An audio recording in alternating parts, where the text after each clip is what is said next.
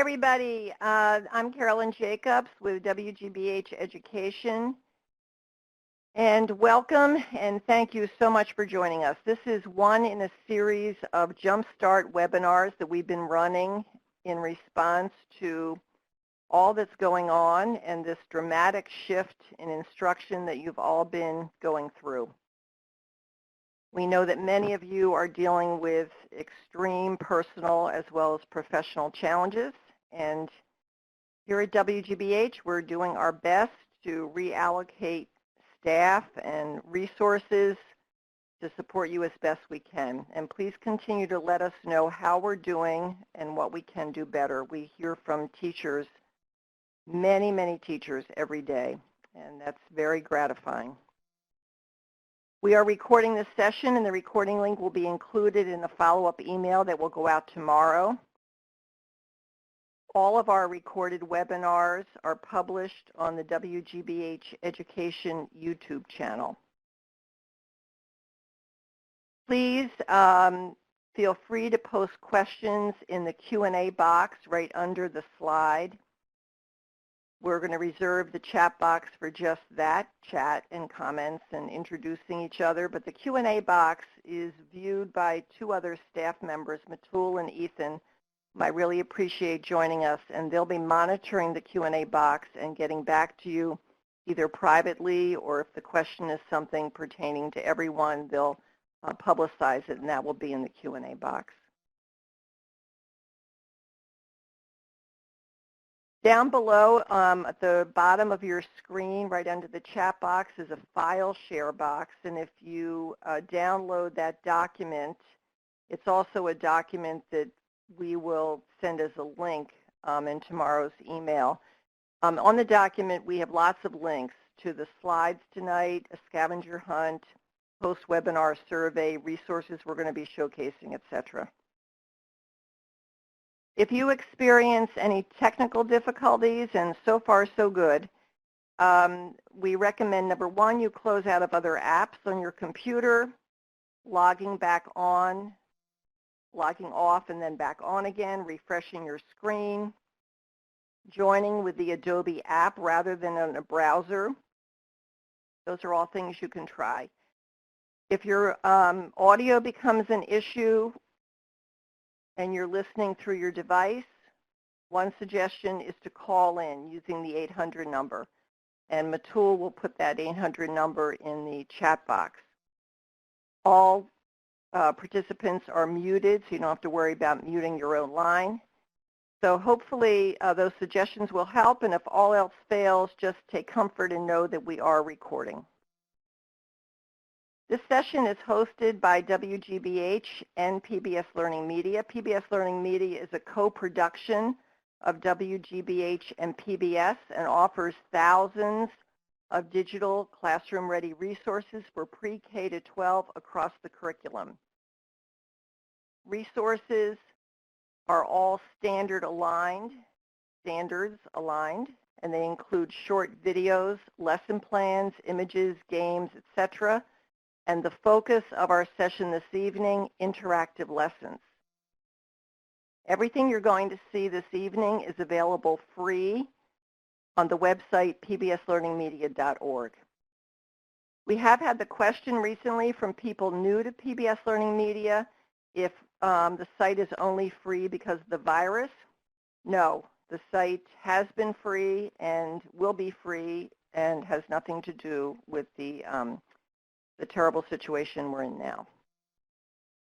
I'm joined this evening by two extraordinary teachers, and I don't use that word lightly, and they're longtime collaborators with WGBH. Paula Halligan, middle school science teacher in Worcester, and Nancy Gifford, also a middle school science teacher in Chatham.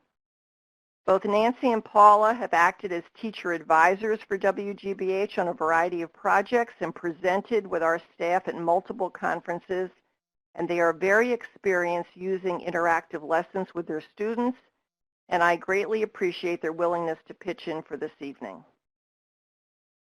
After a brief introduction, of interactive lessons and how to search for them. Paula and then Nancy are going to share their experiences zeroing in on some of the interactive lesson features. We will be referring to interactive lessons sometimes as ILs. So the IL features that they find particularly impactful with their students. And though both of them are middle school science teachers and the lessons they're using by way of example are science lessons, you can generalize their comments across all interactive lessons. And then at the end, we'll wind down with some tips on getting started and using Google Classroom and then some announcements. I'm just getting a notice about the chat, and I wanted to send that. Okay, here we go. All right, what are interactive lessons? Well, they are online modules. They were originally designed to take 1 to 2 class periods. Each lesson includes video clips, short informational text, engagement, assessment activities, etc.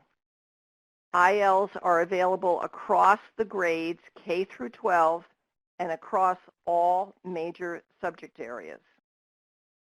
This first webinar in our interactive lesson series, of course, is for a general audience. We did not specify grade or subject, but we are planning on continuing the series and offering sessions that are specifically for different grade bands with teacher presenters in those grades. And you'll be getting notice about that over the next few weeks.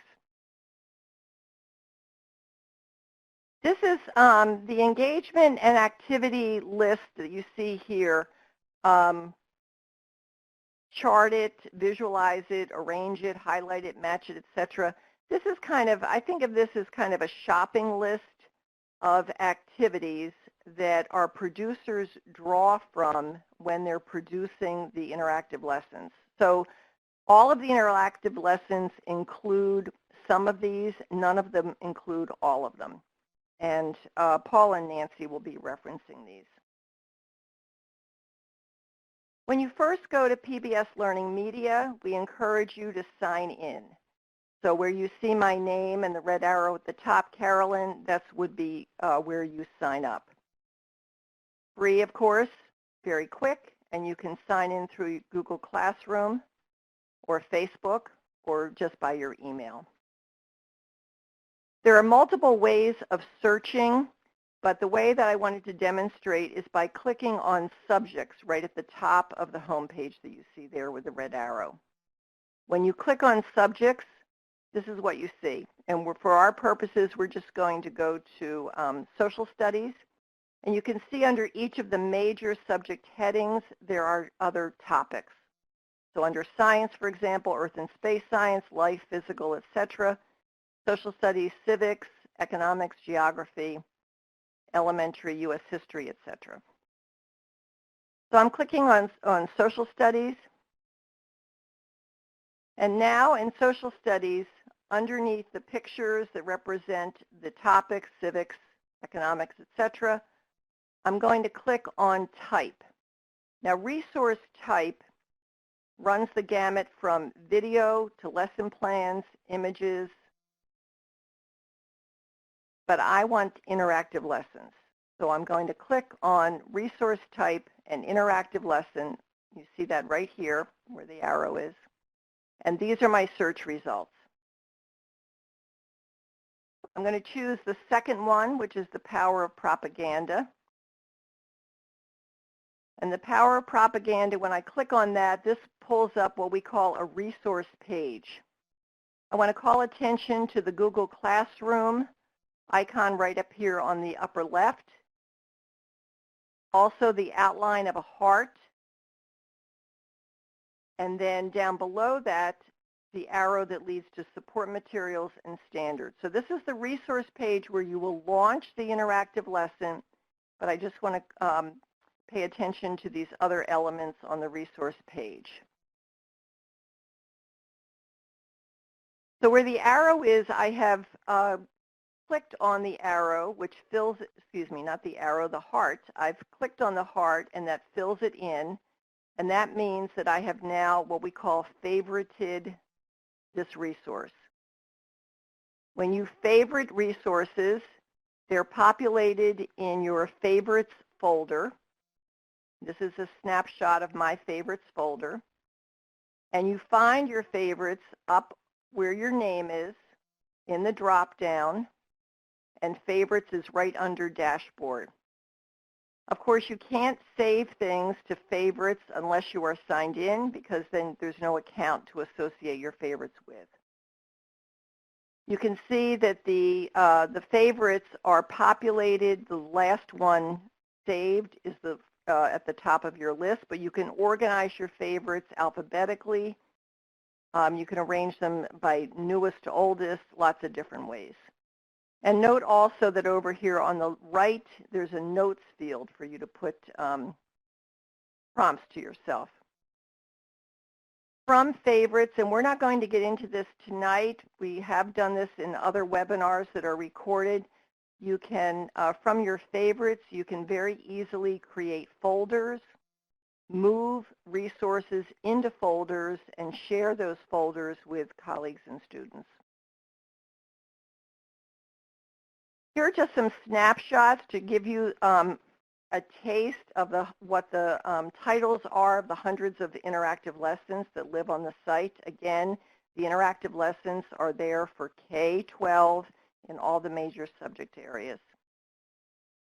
Presencia is an outstanding lesson that was produced by WGBY in Springfield. Storytelling with pictures and words, I'll call attention to that because I get a lot of feedback about that lesson that was produced by a station in Wisconsin. And I put together a folder of interactive lessons to help you get started.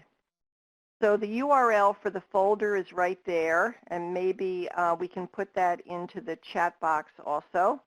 And then that is a hot link on the slide to the folder. So in the folder, I populated it with some collections of ILs as well as individual ILs. So these three banners represent collections of interactive lessons. And a collection in PBS LearningMedia is simply a curated group of resources where you go to one page and there are multiple links to resources on that one page. The Inspiring Middle School Literacy Collection is a group of 20-plus lessons for grades 5 through 8 that cross over the 4 major subject areas and stress literacy strategies. And the writing course in U.S. history are a group of 6 interactive lessons, all on U.S. history topics, Spanish-American War, Louisiana Purchase, etc., and they stress writing. A good way to get started is to look at a teacher tutorial. So you can go on LearningMedia and search using interactive lessons, and you will pull up a teacher tutorial which is in the form of an interactive lesson itself. And in the lesson, there are classroom videos. In fact, Paula, who's one of our presenters, we did some filming in her classroom as well as 2 other teachers in Worcester. And we've embedded those classroom clips in the lesson to show different ways of using the lesson, interactive lessons. Okay, I'm going to turn it over to Paula Halligan. Welcome, Paula. Start anytime you're ready. Go ahead. Hi, everybody. I'm so glad that you're here tonight. Why I love interactive lessons. Well, I love interactive lessons because there's really nothing out there like them. They have a consistent digital layout across all of the different ILs that there are. They have a high engagement factor. The lessons are focused by essential questions across the board. They support all learners with literacy scaffolding, and they have a DOK level of 2 and 3 activities throughout, with a final project and assessment at the end. So the layout with each IL starts with a menu on the left, a place where all the work that the kids do throughout the IL, and the pages can advance on the right as well. So when my kids work on the IL in my class, when I say IL, I mean interactive lessons, they become familiar with the format and they know what to do. And they work on these ILs in their social studies class, and sometimes the teacher in the ELA class also uses them. And they really like the fact that they know how to navigate them throughout each class. It's always the same. Each page advances, they can see on the left how to advance them, and they can advance them on the right. Now, the literacy scaffolding that I was referring to before is that the videos and vocabulary is always supported on each page. Many of the ILs have speech to text chunked and scaffolded through each of the text features, and there's also vocabulary that is embedded through all of the text, sometimes with videos and almost always with the ability to click on the text and see the definitions. At the bottom of each page is an activity for them to review the vocabulary. All ILs include video that helps them to build back their background knowledge prior to reading the info text. The text-to-speech features always support the SPED and LD and ELL learners. The short, chunked informational text with vocabulary support in the form of video and pop-out definitions. These features have supported my English language learners so much in the past 2 years. When they're in the classroom, they have their headphones on and don't have to show the other students what they're rewatching or re-clicking if they need to. Students get a chance to be supported at their own pace. When in the classroom, I don't have students do their IL entirely alone. In fact, I often have them share a computer so that they have to discuss the prompts and activities, helping them to meet language objectives. One of the things I love about the videos is that kids who are often reluctant to start reading on their own, they get a chance to kind of be drawn into the story, drawn into the text. And this is something that my own daughter even said to me when she was just recently assigned one of these ILs during her remote learning experience recently. She said that doing an interactive lesson was different than some of the other assignments that she's been given recently. She felt that the interactive lesson brought her into the assignment to feel that she wasn't really alone doing it by herself, that the video was there to teach her and that she would do her learning together with the interactive lesson. I thought that was an interesting perspective. So the activities that are embedded throughout are always on a depth of knowledge level of a 2 and a 3. Now this is a list of the different activities that are always embedded. Now each IL has different types of activities. Some are notes and arrange it and chart it activities. Some are matching, some are organizing activities. This all goes with the vocabulary and building background knowledge. So throughout the text that they read, they're asked to go back, find evidence, build the background knowledge with the vocabulary. And I always think of how when they're reading and they're watching the video, they're making meaning from the text and the video. Well, these activities help them to be meaning makers, is the way I think of it. These activities are the way that they synthesize the information. So here is an example of what the work is that you would see the students make. This is on the left side here is actually my student work, or not my work, but the students that I have, one of the examples of their work. So when you look at their work that's inside their account, you can see that they've been given an opportunity to actually make a graphic. So one of the activities, I would say it's probably a visualize it. It says a drawing and labeling tool that helps you recall information. So this right here is an example of a visualize it tool. They were asked to show where precipitation is most and where it's least on the sides of the mountain. This was during the rain shadow precipitation model. And so this student showed that there was more precipitation on this side and less on this side. So this is really great for a visual learner. And you can see that they also gives them an opportunity to summarize and write what they were thinking. On the left, you can see that there's also an organizing graphic organizer, or an graphic organizer for them to sequence and show their learning in another way. So students show their understanding at the end of the interactive lesson with an assessment. Now, the assessment is always on the last pages, usually the second to last and last page, and they're given an opportunity to do a summarizing or analysis assessment. And this is usually a project or a summary, and the final projects are created from their notes, their work, and it's all saved for them in this area that they can always refer back to. The support for their final project sometimes is provided with an alternate assignment or graphic organizer, and that's called a visual. Right here you can see it's called Visualize It. In the end of the rain shadow assignment, they're asked to use the drawing tool to create their own model illustrating the connection between mountain range and rain shadows. And they're supposed to use the text tool to add labels, including the steps involved in the formation of the rain shadow. And they're supposed to click to visualize it to get started. Now, this student had a little trouble with that.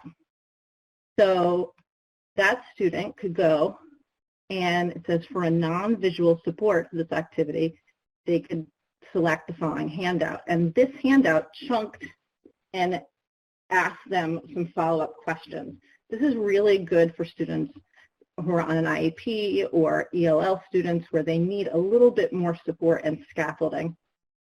So there's always a writing component to final projects, often with choice to express their thinking in their own modality. So sometimes projects, they're asked to make sometimes they're asked to make a poem if it's an ELA, sometimes an ELA assignment. Sometimes they're asked to write an article, often an argument using evidence. So I'm really impressed with all the different assessment ideas at the end of the ILs. Okay, so Nancy. Yep, here. So I just jumped back to the last slide that Paula had up because this is the one that I just assigned to my students yesterday. And it's one that's near and dear to my heart. I love this interactive because it teaches a concept that's really hard, even though it shouldn't be. It's all about rain shadows and why one side of a mountain will be lush, dense forest and the other side is desert. And it's one of those things that kids really struggle with, and I'm not really sure why they struggle with it, but this really does help sort it out for them. And at the very end of this slideshow, I do have examples of student work that I can show you what the kids are doing. But what they do is they're going to work through this interactive, and along the way they're writing, they're taking notes, they're practicing their vocabulary, and then they are, at the final project, they do some writing about what they've learned. But also there's a chance, there's this little purple box you can see that says visualize it, and that opens up a chance for the students to draw what they have seen, and they actually have a chance to model it using an interactive drawing program that has stickers available. It's got all sorts of writing tools available, so the students can put together this really nice visual representation of what they understand. And so for those kids that struggle with language or they struggle with writing, this gives them a chance to shine and really show what they know, which is what I love about all of these interactives, is that it allows you to assess students' understanding in multiple ways throughout the process of actually teaching the interactive, but also in the final project as well. So at the end, if people are interested, I'll show you what the student work looks like when it comes back to you. This was one that I rolled out to my students. So as I go, I'll talk a little bit about how I kind of troubleshot because I wasn't able to walk around to the kids and lean over their shoulder and hit buttons and show them what they needed to press. But I was able to get all of my kids online and actually get them all started on this remotely, because I've done a lot of these in class, but we hadn't done it in this format, and so things were very different. But I was able to get them to work through. So hopefully I can help you get a better handle on ways to roll it out and make it more user-friendly for you and your students.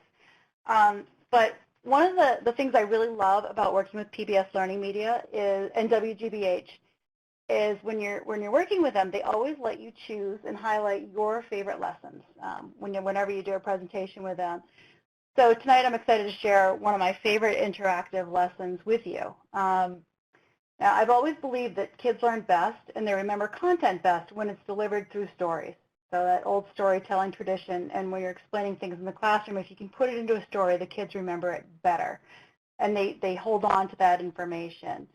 So for me, learning media helps me bring the stories I tell in my classroom to life. It gives them the visual. It helps me to show them what I mean in a different way. Sometimes I can explain things and the kids might sort of get it, but they need that one other person's perspective to really put it all together and be able to understand it. And that's where I love the tools that are available in these interactives.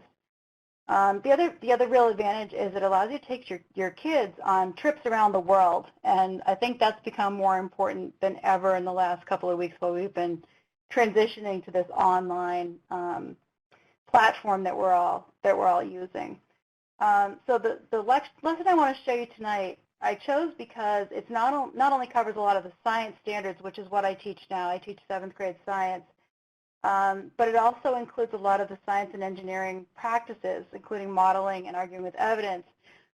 But as I was preparing for this, I was looking through the standards, and if you can see on the screen, it does show you on the support materials, there's actually a list of standards, and it'll show you all the standards that the lessons would cover if you were concerned or an administrator asked for that evidence of what standards you were covering while you're working from home. There's actually more ELA standards in this lesson than there are science standards. So it's covering so many things that related to informational text, and that's really important. So I think you'll find a lot of really helpful things here and that you can use, I hope. So in my classroom, I have done a lot of these interactive lessons in a variety of ways. I tend to be one of those people who takes everything that is given to me and I never use it the way it's intended. I always take bits and parts and put things together. And so what I'll do is I've rolled these out individually to kids, had them work in pairs, which Paula mentioned, and I love that because it gives them the chance to talk to each other about things. That's a little harder while we're working from home, but I found my students are all helping each other online, and they're FaceTiming each other to do their work, or using Google Hangouts, and I really encourage them to do so. I think that is a great platform for them to use. I've also done this as whole group, which I did today with a number of my special needs students. We actually worked on this together. So you can really make this your own. So let's get into this lesson. This one I told you is one of my favorites. It's called How Disruptions Affect Animal Populations and Human Impacts on Ecosystems in Major Middle School Science Standard. And this lesson in itself is very engaging because it just ties into the kids' natural love of animals anyway. So, Carolyn, do you mind opening up the teaching tips so I can? Yes. Mm-hmm. Okay. So every one of the interactive lessons, and actually all the resources on PBS LearningMedia have teaching tips for you. And this is just a quick picture of what it looks like. It'll give you background information about the resource. It'll explain the objectives. There'll be links to all the standards, the learning standards, the Common Core, you name it. It's all in here. It'll explain to you what background knowledge your kids need before you even start this lesson. And sometimes it's a quick review. Sometimes you got to dig a little deeper to get them ready. But chances are if you're teaching the standards, especially in Massachusetts, your kids will be ready for it. It'll also show you what types of embedded assessments there are, so like the match-its and those sorts of things, which we'll take another look at in a minute. And then there's also guiding questions that you can ask along the way. So if, this is not obviously, and no one's in the classroom right now, but when you go back to the classroom, these make great sub-plans as well. And you can leave these notes for the sub. So something, little tip I want to make sure I pass on. Okay, Carolyn, can we go back to the starting slide now? Thank you.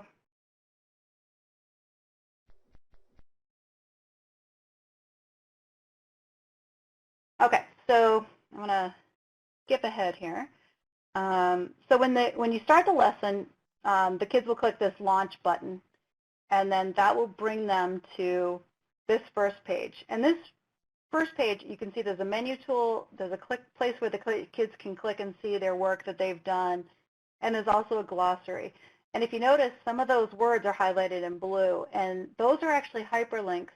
So if a child clicks on them, it'll open up and define the vocabulary for them. So that's fantastic for ELL students. It's great for special ed kids. It's just awesome for kids who just forgot what the word means.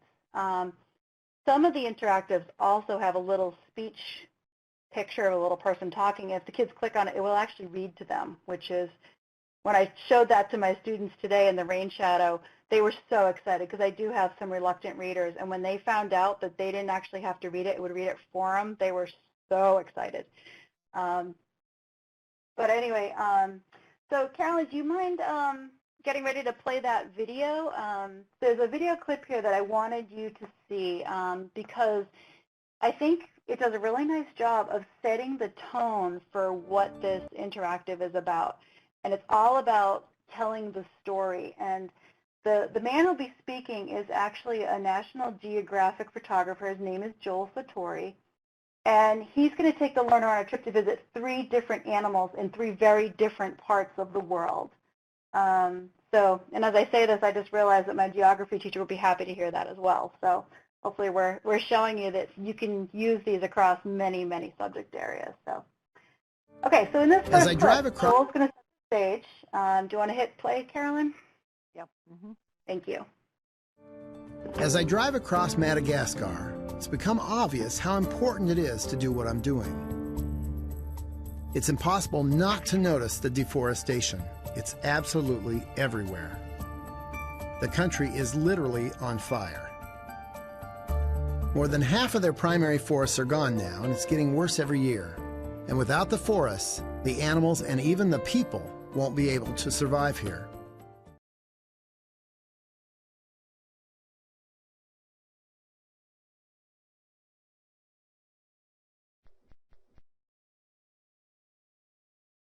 Okay, so we're left with a little bit of a cliffhanger there. I love the interactives. There's a video on almost every single page, and those videos really do serve, or there's images, if still images, if not a video. But that first one is always a good hook to pull those kids in and give them a chance to see what they'll be doing in the interactive. This is the second page of that interactive, and it has the objectives laid out right for the kids, and I always find that important. I'm not as interested in what the administrators say about me having my objective, because I know what my objective is, but I want the kids to know, why are we doing this? And this is laid out right here for them, so they understand the why and what they'll be doing and what they're expected to do by the end of it. So moving along. Next slide will just be a review of vocabulary they may have forgotten, a review of food webs. And this is important because throughout this entire series of slides, they're going to be looking at these disruptions to 3 different animal populations, and they were all human-caused. This first one that they're coming to is about a fish eagle. And in this one, there's a quick review of the vocabulary, which I want to show you. It's this little blue box down here. So after the student has kind of been introduced to the lesson, we're coming right into do you know this vocabulary before we go on, and let's review it. So It's just a click and drag, so the students can see if they have an understanding of those words. They can manipulate it and work with it until they're ready to move on, which I think is really important to make sure that they know what they'll be talking about as they go on or learning about. So here's the Madagascar fish eagle, and I'll just summarize the video for you. This is the first of the 3 stories. The first story is the Madagascar fish eagle, which is a bird that lives in Madagascar, and it's been impacted by humans deforesting. And so these birds rely on the trees for roosting, and they rely on the rivers for hunting, and the deforestation is causing a major disruption in their food web. And so there's your first impact. The creature card feature is a way to help the kids who are just love animals and want to know more. It's sort of, when you open it up, it's sort of like a baseball card of facts about a fish eagle. But that's for those kids who want a little more, they want to go a little deeper. I find I'm spending a lot of time thinking about how I can modify lessons for my ELL and my special ed students, but we can't forget about those high flyers who really want to dig deeper, and we need to be able to provide things. So I think for them, there's some of these resources are available right in here. And then I skipped ahead a little bit, sorry about that. So that as the kids work through this, this interactive, they're going to come across a couple of more animals that they'll get to know. One of them is an Iberian lynx, which is a lynx that lives on the Iberian Peninsula. And interestingly, the Iberian lynx population was impacted when a prey animal was removed from their food chain. And what happened was there was a doctor who he had a problem with bunnies getting into his garden. Rabbits were eating his garden, and he was a virologist, and he decided that he would infect the bunnies with a virus that would kill them. And of course, it worked great. He got rid of his bunnies, but the chain reaction started where now they have this, the Iberian lynx became endangered throughout the entire Iberian Peninsula and across several countries. So, so that set up a whole challenge. Wendy, I just saw your question pop up in the chat, and I'm not really following the chat because it's a lot of multitasking, but I did see it. At the bottom of this page that's up, if you see the little save button, you want to make sure you tell your students to click save every time they see that word save. And then if they do log out, they lose power, internet goes out, whatever can happen, when they log back in, they can pick up right where they were. I had this happen to a student this morning, and she was panicky, and she emailed me and said, honey, just log back in, and sure enough, her stuff was right there, and she was able to submit it to me. On the last page of it, there is a submit my work button, so you'll be able to see those throughout the interactives, but you'll need to make sure that the kids know that that's something they need to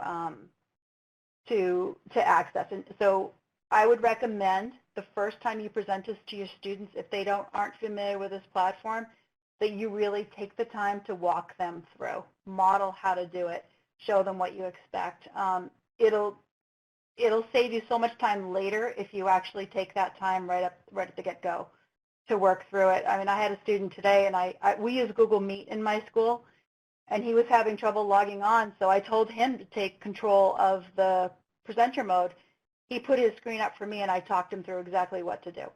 So keep in mind, you can use your tools in a different way to help you do what you need to do to keep these kids moving along. So anyway, back to our story here about our animals. The final animal is the roe kiwi, which is a type of flightless bird that lives in New Zealand. And this one has to do with rabbits again, where they brought in a weasel to get rid of rabbits. So people were trying to help. They didn't want rabbits in their gardens. They brought in weasels, and now the weasels are eating the eggs of the flightless birds. So the students are exposed to 3 different types of animals and how humans have impacted them. And then we come to the end where they get a chance to put it all together and show you what they've learned. So the final assignment on this one is a choice, and the kids can either write about it or do the infographic. I would actually have them do both. And the reason is, I think some of the kids, obviously, you know this, they're stronger writers than others. Some of them really thrive in that, but some of them are reluctant. So I think for some kids, if they do the infographic first and they can get it all laid out for themselves and they can really see and think about what they did, it forces them to organize their thoughts before they actually try to write it. And I think writing will flow more easily that way. And the other thing about infographics is that we're bombarded with them all the time. The more you look around, you're seeing these infographics pop up all the time. And I think for kids, they need to understand what's being shown to them and how to interpret that. So one way that they can really do that is by learning to create them and think about what's important to put into an infographic. So I don't have the slide available tonight, but if you were to click on that infographic button, what it would do is it would force the student to include a graph picture. It would be a little sticker of a graph showing what happens if the Iberian lynx population goes up, what would happen to the rabbit population, or if the rabbit population goes up, what would happen to the Iberian lynx. So they're seeing those connections between predator and prey, or deforestation and animals, and seeing how those food chains are affected. So when you're done, you can think about ways you could expand these lessons. It doesn't have to stop with the interactive that's available. You can have the kids research an animal in your own backyard. I've had kids write about invasive species here on Cape Cod. We've talked about the vernal pools that are in our backyard and how building those vernal pools was really helping the frog populations here. So there's a million ways you can use these interactives, and there's no shortage to how creative you can be with it. You don't have to have every kid do every part of it if you don't want to. You can say to the kids, do all the odd numbered slides, do, however you want to work it out, so that whatever will work for you and for your students. Most of the kids can finish these in, I would say, about a class period and a half, so it's about an hour and a bit, usually a little less. Most kids will finish in probably half an hour to 45 minutes, unless they're taking longer to do the writing at the end. But you could, make it your own for sure. Submit a video, a flip grid, whatever you want to do. You can make it your own. So I think that's about it for what I wanted to say about that.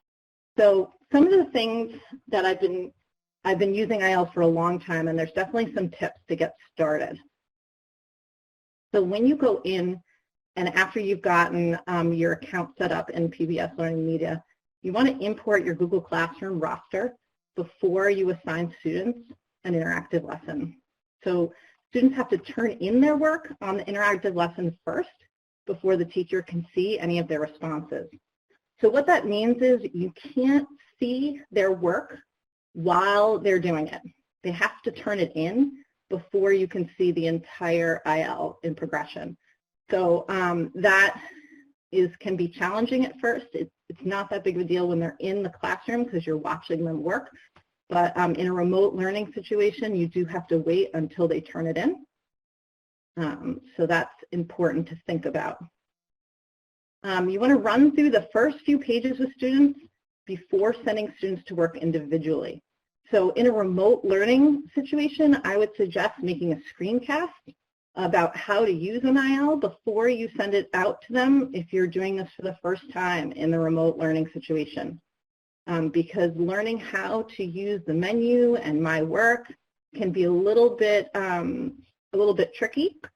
So you want to do the final interactive lesson project. You can do that on a Google Doc or slides, or you can enter it into forms if you don't want to have them do that in their account in PBS LearningMedia. That's something that I've done before.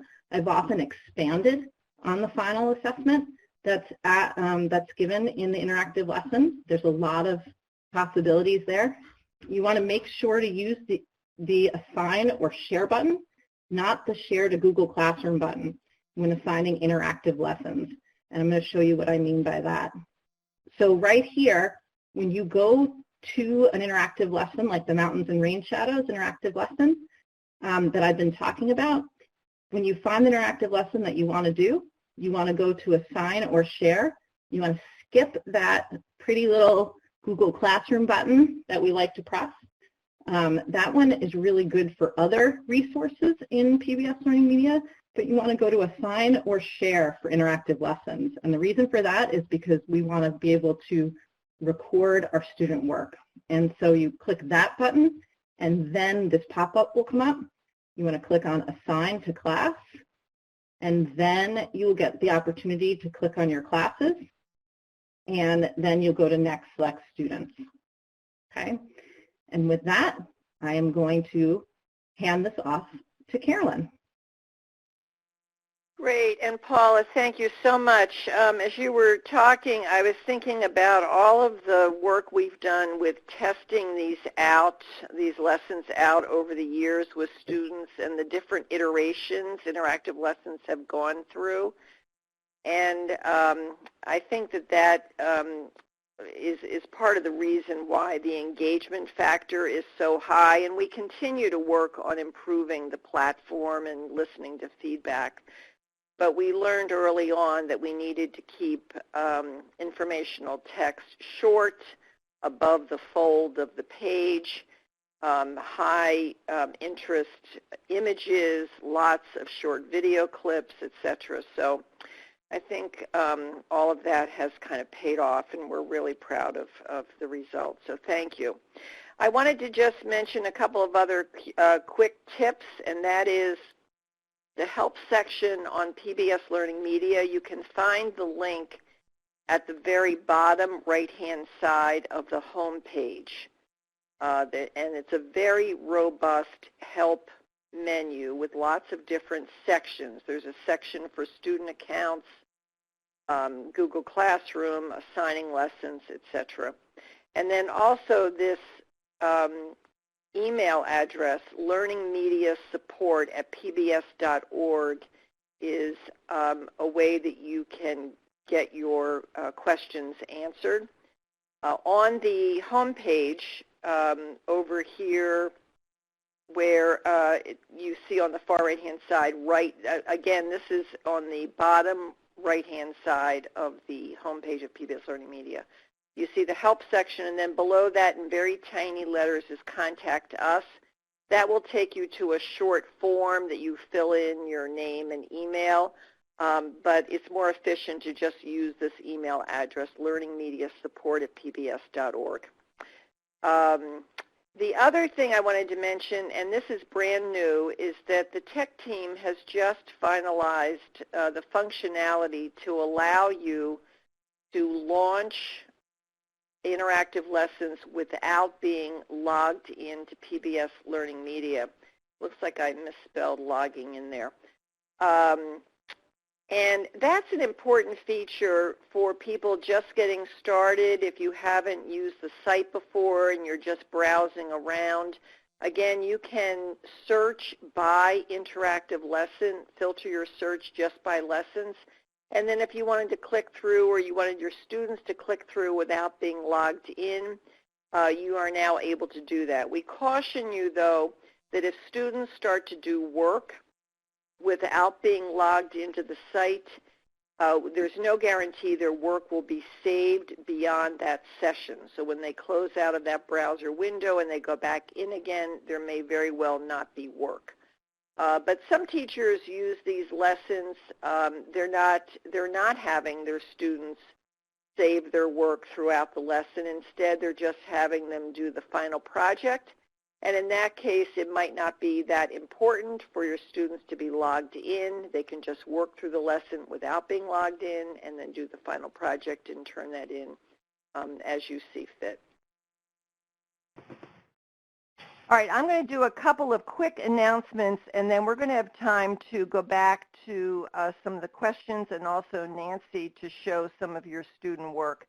I wanted to mention that at wgbh.org, which is not the PBS LearningMedia site, but wgbh.org, the site for the station WGBH, we now have a new Distance Learning Resource Center portal, and this is has been up for about a month in response, of course, to the virus and everyone being at home and doing distance learning. This is a screenshot of the different tabs on the site. And if you just go to the main page of wgbh.org, you'll see this bright orange square, the Distance Learning Resource Center. And in the For Educator tab, there are links to resources for different grade levels that have been carefully selected by the content team at WGBH Education. And we invite you to go there. Many of the resources are going to be from PBS LearningMedia, but some are beyond PBS LearningMedia. Another tab in the main menu of this portal is the TV schedule. We've been working with the World channel, which is available throughout Massachusetts, to offer programming, educational programming appropriate for grades 6 through 12, Monday through Friday, from 12 to 5 o'clock. So this is a snapshot of the schedule for Friday. The schedule changes each day. And on Wednesday mornings at 8 o'clock, and you'll get notice of this, we're hosting 15-minute webinars Wednesday mornings at 8 o'clock to preview the following week's TV schedule and the resources that accompany those shows. So note that these are full-length programs. On PBS LearningMedia, you are not streaming full-length programs. You are instead looking at short video clips, lesson plans, interactives, etc. Here is where we are offering carefully selected programming appropriate for grades 6 through 12. All right, I want to introduce a fun thing. It's a scavenger hunt, which would give you some guided practice on looking at interactive lessons. We'll put the URL to this in the chat box. Matul and Ethan are helping us out with that. We'll keep the scavenger hunt open until next week, and two randomly chosen winners from all correct entries will win a $25 Amazon gift card. We do this often, very popular. People seem to have a lot of fun doing it. Gives you good practice with the website. And I think in this case there are just 3 questions, all related to interactive lessons.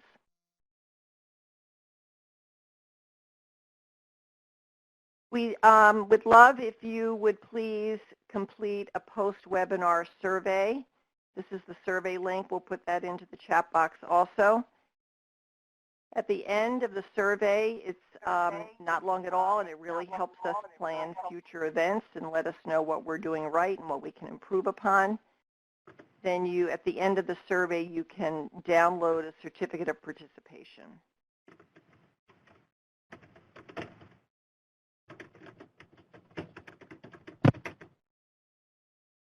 I'll mention also at the bottom of your screen in File Share is a document that you can download that has all of the links that we've been highlighting, the survey links, scavenger links, slides, the resources, etc. Okay, we invite you to follow us on social media. We're very active. Matul, who's been handling the Q&A box, manages our social media. And this is my email address, and you are welcome to email me with any questions or comments.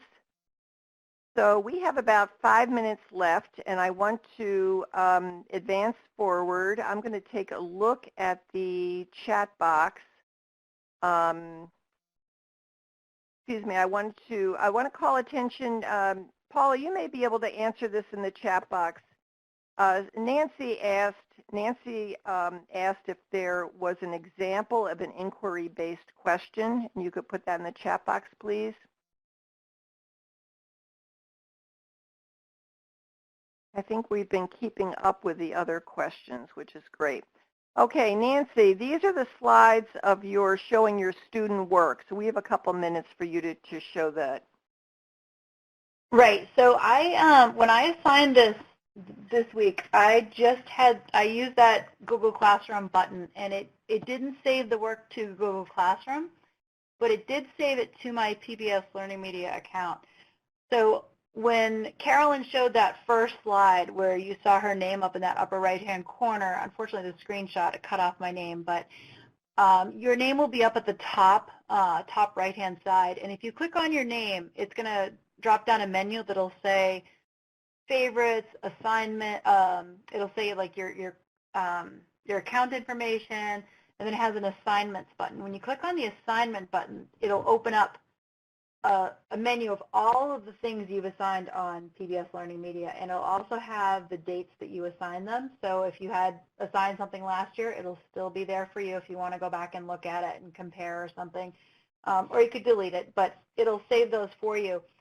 And then if you click on it, so I clicked on the rain shadow lesson I just did, and it gave me this list of who had done the work and who was still working. So you can see that it comes up and it says in progress.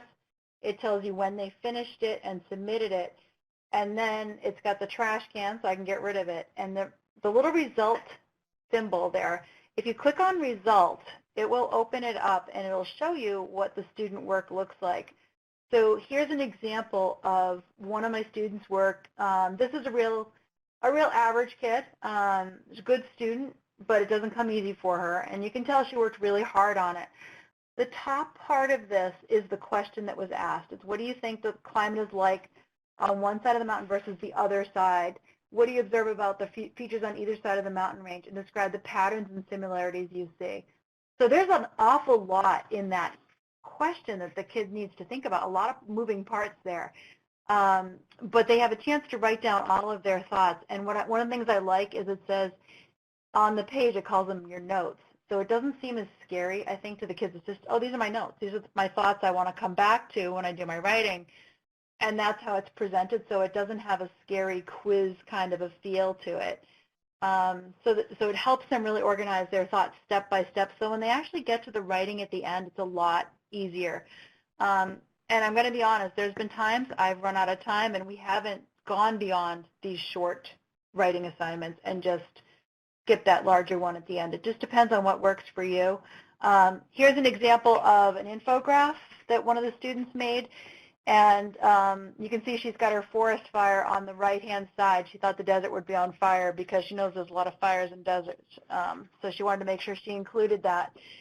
And I didn't spend a lot of time explaining how to use the tools with the kids, so she really figured this out on her own, and I think she did a great job with it. I think if I had done it over again, I might have spent a little more time modeling how to use that so I'd get more information from her. I would want her to put in, and maybe if I gave her feedback, I'd say, can you go back and just add some more arrows to show the directions of the wind and that sort of thing. But I didn't do that on this time around. So, but I think she did a nice job kind of showing, and I can take a quick glance at this and get a feel that, yes, she understands which way that wind is blowing, where the rain's falling, and then it's dry on the other side of the mountain. So it gives me a quick visual of her understanding. But I have the records. I've got a quick attendance of, we have to keep track of who's doing work in our classroom, so I can look back and say, yep, you submitted it, no, she didn't, and I've got that at my fingertips, and then I can go in a little deeper and look at what the student actually did, so I can say either send them feedback or grade them, whatever that actually means right now. It's a little different and still being rolled out to us, but it does provide a lot of data for, to look at, I think. So I hope that helped, just to kind of see it.